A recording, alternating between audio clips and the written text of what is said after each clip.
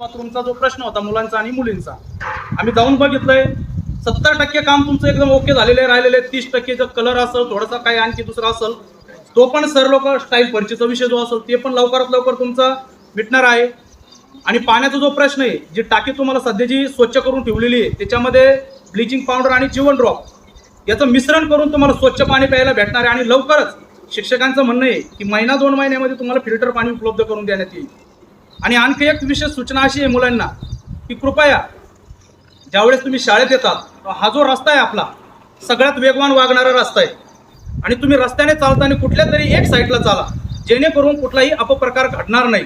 मी प्रत्येकदा मुलांना सांगत असतो, मुलींनाही सांगत असतो. आणि मी कसं आहे, मी स्पेशली जाऊन सांगू शकत नाही. आज एक योगायोगाने तुम्हाला इथं सांगतो की रस्त्याने चालताना व्यवस्थितरित्या चाला, जेणेकरून कुठल्याही गाडीचा धक्का तुम्हाला लागणार नाही. प्रत्येकजण हा ब्रेक लावून चालत नसतो, याचंही तुम्ही एक लक्ष असू द्या.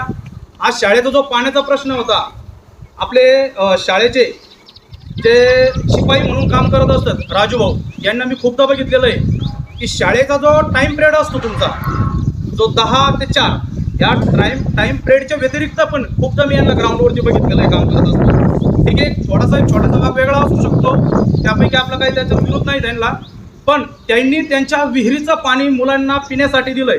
ही खूप मोठी बाब आहे. साधा आपण आपल्या शेजारच्या घरातून जर एक हंडा सुद्धा घेऊ शकत नाही आपण. तुम्ही मागा 1 वेळेस देतील तुम्हाला, 2 वेळेस देतील, तिसरूंदा ते पाण्याला विरोध करतील तुम्हाला. पण ह्या माणसाने स्वतःच्या विहिरीचं पाणी या शाळेसाठी, या मुलांसाठी दिलं. यांचं खूप मोठं योगदान आहे. त्यासाठी त्यांचे आपण एक टाळ्याच्या गजरामध्ये स्वागत करू. बरोबर, ही जी शाळा आहे, मी मागेही बोललो होतो तुम्हाला, मला ही शाळा स्वच्छ, सुंदर आणि शिस्तप्रिय शाळा पाहिजे. त्यासाठी आपलं सर्वांचं योगदान असणं खूप गरजेचं आहे. यामध्ये विद्यार्थी आहे, पालकवर्ग आहे आणि शिक्षक वृंद, यांनी तिघांचं कॉम्बिनेशन जर व्यवस्थित जर झालं तर निश्चितच ही शाळा एकदम शिस्तप्रिय आणि स्वच्छ शाळा म्हणून या पूर्ण सर्कलमध्ये गाजल. आणि मी पुन्हा एकदा तुम्हाला सांगतो की सगळ्यांनी व्यवस्थितरित्या शिका, संघटित व्हा आणि संघर्ष करा.